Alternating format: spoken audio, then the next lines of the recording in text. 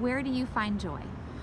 I find joy with words, both the spoken word and the written word. For me, words are about connecting people.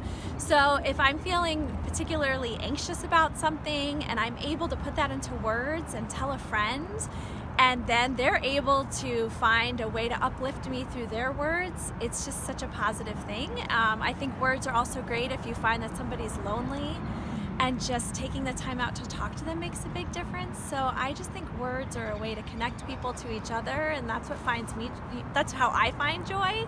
I also love the written word. I will read any kind of genre, and I will read anything, even if it's like the back of a cereal box. Any kind of writing makes me happy. And I see Cari nodding because she's the same way. My favorite thing to read is my student work, because my students are just so inspiring. From semester to semester, I see their writing grow and their stories grow and their characters become well-rounded and fleshed out. So that is actually my favorite thing. So when I'm teaching, I'm not always reading a book. I'm just reading lots of different student work, and it's wonderful. So that's what brings me joy. Talking to people. I'm a big talker, listening to people talking to me, and reading what people write. That's awesome. And for you, Eileen, what's the difference between joy and happiness?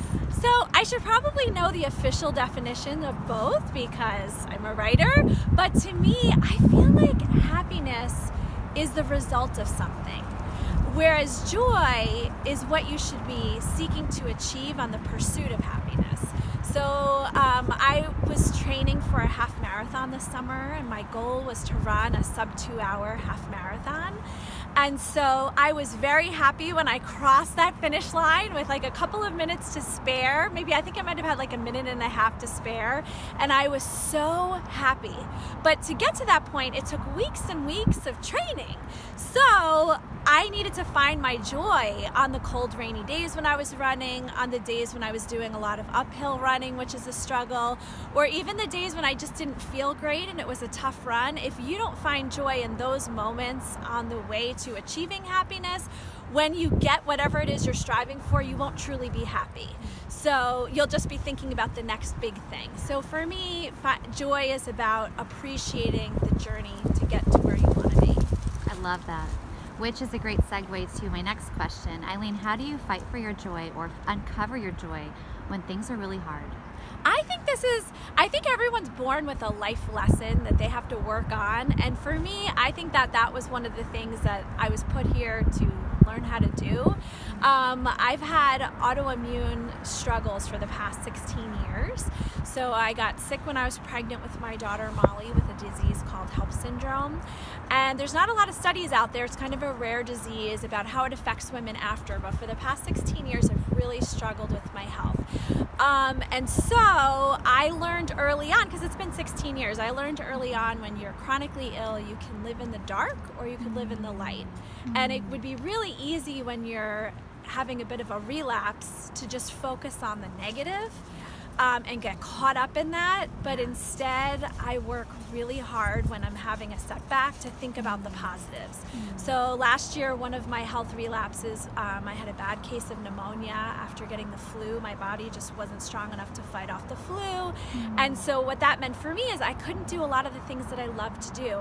I love to run. I could barely walk from room to room, so I was in bed most of the time. I love to watch my daughter at her cross-country meets, and I couldn't go watch. I missed the whole winter track season pretty much. And I love seeing my friends, and I couldn't go out and walk with my friends or run with my friends or even meet them for lunch, and so it was hard. I had to really dig deep and think about what was working. And so what was working is, since I was in bed, I had plenty of time to write, and my brain was still working really well. In fact, it was in overdrive because I was on a lot of prednisone, so it made my mind really move. So I was really focusing on what was working. So I was able to write and complete my first draft of a manuscript, and I was able to really appreciate my friends that reached out and they were supportive to me, and the fact that I had a daughter who didn't care that I was missing her meets. She reminded me that I was there for her for her whole cross-country season, and she reminded me that I'm always there when I'm healthy and that she's there for me when I'm not. And my husband too, both of them are just always supporting me. So I focus on that when things are bad, and that's what keeps me living in the light instead of veering to living in the dark. Yeah, I love that.